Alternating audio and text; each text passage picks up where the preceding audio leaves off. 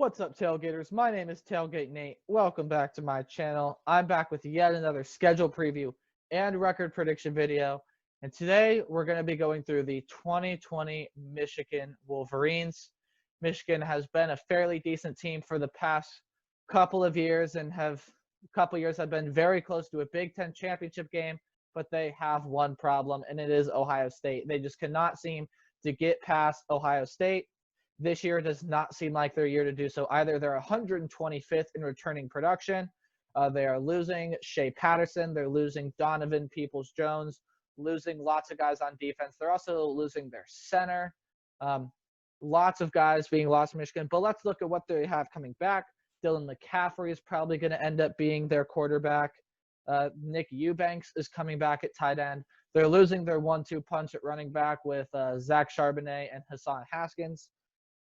So their running game, they're going to have to figure that out. But in their wide receiver game, Tariq Black transferred out, but they're coming back with Nico Collins and Ronnie Bell. So still some good talent coming back for the Wolverines, but their schedule this year does not help them out. So let's see if Michigan can finally make it to a Big Ten championship game and beat Ohio State, or if Michigan's schedule is not going to do them any favors, and if they're just going to be another average team this year.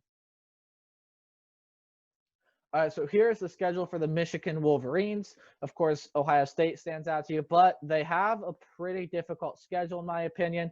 You look down there, their 2019 record was 9-4. They went 9-3 in the regular season. Overall, fairly good season. Again, just couldn't compete with Ohio State. And then they lost in the Citrus Bowl to the Alabama Crimson Tide. Alabama controlled pretty much the entire game. It was a pretty fun one to watch. Nonetheless, Michigan had some good plays, but Alabama just overall dominated that game. So that's how they ended up being 9-4. You'll look up there, and the home games are going to be in blue, and the away games are going to be in that maize-colored yellow. So without further ado, let's go ahead and look at the Michigan schedule. We're going to start, as always, with the first game of the season, and it's going to be against the Washington Huskies. So Washington is a very interesting team this year. They are losing Hall of Fame head coach Chris Peterson. They're also losing Georgia transfer quarterback Jacob Eason. Washington is always a team that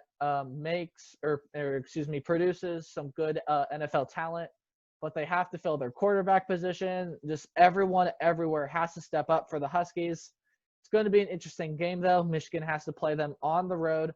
Could be a fairly fun game to watch. I think it'll be closer than the experts think, but Michigan just overall has too much talent, so I'm going to give the Wolverines the win here. Washington is going to make it close, and I would be a little surprised if they were to end up winning this game, but could definitely see it happen. But again, I'm going to lean towards the Wolverines in this one. Then their next two games are going to be at home against Ball State and Arkansas State. They should have no trouble with these two teams. Those two teams in the bottom half of the FBS this year, probably in the bottom third or even bottom fourth of the FBS this year. Neither one of the teams are going to be able to match up against Michigan. So the Wolverines should easily win those two games. Then you look at their next two games. Both of them are going to be at home, but they're going to face stiffer competition. Michigan opens up Big Ten play with a game against Wisconsin. So Wisconsin, for me, is a team that a lot of people have some question marks, but I think could be fairly good next year. Jonathan Taylor, of course, is gone. But who really needs to worry about Wisconsin's running game? Not me. Wisconsin always figures out how to get a running back going. Quintez Cephas is gone. Aaron Cruikshank transferred out. Still has some good talent there at wide receiver. Anyway, defense is fairly decent as well as Zach Bond. And, of course, they're returning their quarterback, Jack Cohn. So Wisconsin should be a fairly decent team next year. I expect this game to be very close. It's going to be a fun one to watch. As I talked about in my Wisconsin video, I'm leaning towards the Badgers just because I feel like Wisconsin has more questions answered than Michigan. Michigan is going to need to start figuring out how they're going to play their offensive line, and lots of guys on defense are going to need to step up if Michigan wants to win this game. They get the Badgers at home, which is a big boost for the Wolverines, but right now I'm going to give this one to the Wisconsin Badgers. Then they have a game against Penn State. So Penn State, for me, is by far and away the second best team in the Big Ten. Penn State to me is far better than Michigan. They just have more talent, way more questions answered. Journey Brown is going to be back there at running back. Of course, Pat Freiermuth. They have some young guys at wide receiver that need to step up. Michigan and Penn State, I think, overall have pretty evenly matched offenses when you average everything out. Maybe Penn State has a little bit better of an offense, but when you look at the defensive side, there's no contest. Penn State's defense is far better than Michigan's defense. And yes, it is a home game for Michigan, but I'm going to give them their second loss right here against Penn State. Then they get 2 straight road games. It's going to be a road game against Michigan State. It's a rivalry game. It's going to be a close one. Michigan State is not going to be all that great this year, losing a lot. And now losing a lot, such as Brian Lewerke there at quarterback. And now they're bringing in a new head coach with Mark D'Antonio stepping down. Mel Tucker is coming in. And again, I think we got to give Mel Tucker a couple years before he turns this Michigan State team around. Should be fairly close, though. Probably going to be closer than the experts think. But Michigan should have no problem with Michigan State. Then they get a road game against Minnesota. And I just did Minnesota a couple days ago. And right now, I really don't see it. Minnesota is going to be really, really good next year. They have more positions filled. Michigan's offense to me is slightly better than Minnesota. I think this is going to be a very close game.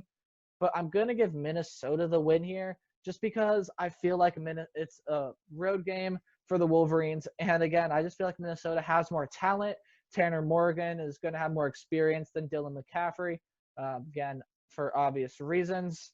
Dylan McCaffrey hasn't played a lot, I think, if anything. And the running game, again, still a big question for the Wolverines. So I'm going to give the Golden Gophers the win here against the Michigan Wolverines. Then they get a home game against Purdue. So Purdue, as I've talked about in other Big Ten videos, is a pretty interesting team. They're getting lots of weapon back, such as speedy wide receiver and all-around playmaker Rondale Moore. Lots of other guys coming back from injury, and they still almost found a way to make it to a bowl game. They were very close, just couldn't get into a bowl game. But Purdue probably is going to end up making a bowl game this year. They're pretty good, pretty solid team. I would not be surprised if Purdue gave Michigan a scare, but it's a home game for Michigan. It's in the big house. Wolverines are going to win this one. Then they get their bye week, and this is not a good place for a bye week just because of the schedule they have. You look at that 4-game stretch right there with Wisconsin, Penn State, Michigan State, and Minnesota. That's a really, really hard 4-game stretch. It eases up a little bit after that, but that's a brutal 4-game stretch. I would not be surprised if Michigan lost 3 out of 4 of those, and that's what I'm predicting. They could lose all 4 of those games, to be perfectly honest with you, if they can't get their stuff together. So that, after Purdue, that's not where you want your bye week at all. You want it in the middle of that 4-game stretch, but it just didn't happen. Michigan's going to have to figure out a way to get through that 4 games, but not a good place for a bye week at all. So after their bye week, they're going to have to play Maryland. So I would have written this game off. Michigan, easy win. But as I've talked about in other Big Ten videos, as of late, Maryland is getting transfer quarterback Tulia Tagovailoa, who is the brother of Tua Tagovailoa, who is now in the NFL. Tulia, of course, not as good as Tua, but it does boost Maryland, and Maryland could possibly get into a bowl game this year. Maybe Tulia can bring them up to that level. For right now, though, I'm going to give this game to Michigan. Again, just too much talent. Feel like Dylan McCaffrey is going to have stuff sorted out. Jim Harbaugh, the very good coach. They're going to be able to beat Maryland here, in my opinion, pretty easily. Then it's a road game against Rutgers. Yeah, it's on the road. Rutgers is getting head coach Greg Schiano back. He was there a couple years ago and has spent countless years at Ohio State. Now taking what he learned at Ohio State and moving on at a head coaching position at Rutgers. Rutgers might get a little bit better, but for right now, Rutgers is still the bottom team in the Big Ten. I like the Wolverines easily in this one. All right, so then after Rutgers, Michigan is going to get to play Indiana. So as I've talked about in other Big Ten videos, Indiana is losing quarterback Peyton Ramsey.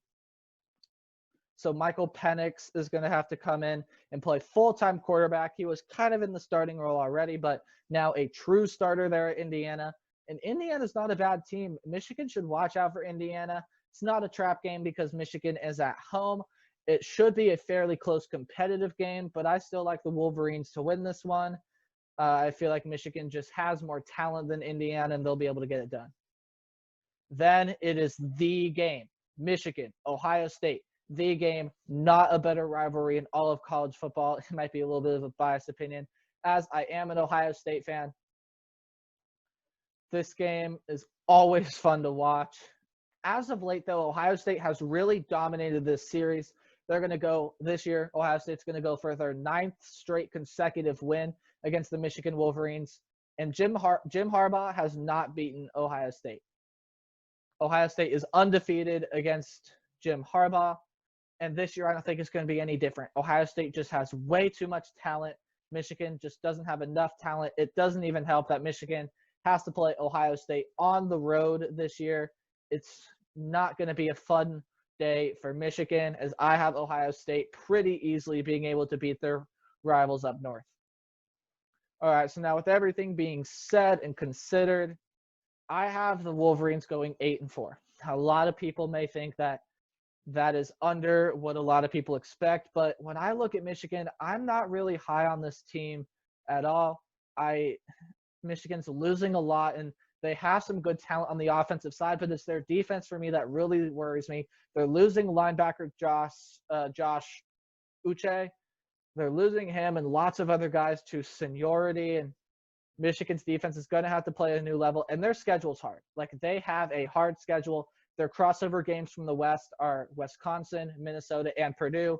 They have the top 2 contenders in the Big Ten West with Purdue, who's a very sneaky good team. So crossover games are really hard. And, of course, they have to play Penn State and Ohio State, 2 games that are never easy. So I have the Wolverines going 8-4. So now let's move on to their record range. What this is I take this team's worst-case scenario along with their best-case scenario, and that's where I kind of expect them to be this season. So worst-case scenario I have for the Wolverines is 6-6.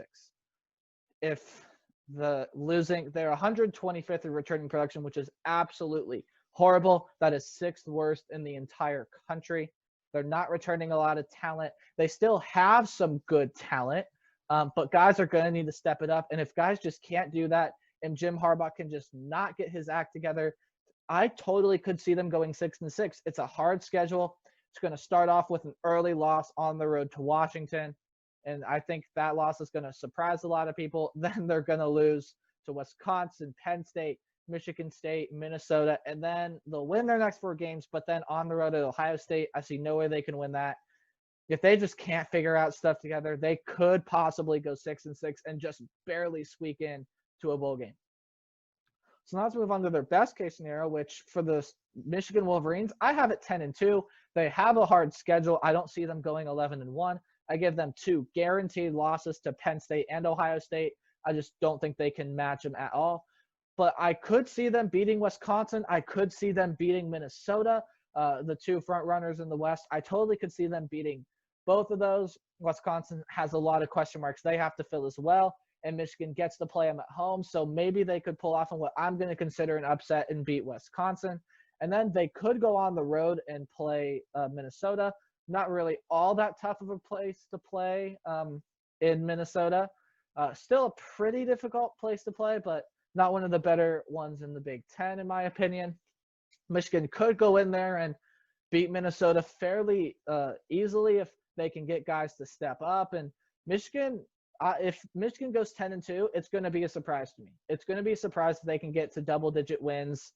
I just think they're losing too much talent, and not enough talent is coming back for them to get double-digit wins, in my opinion. But if guys can figure it out and Jim Harbaugh can get his act together, maybe they can get double-digit wins, and Jim Harbaugh could possibly save his job.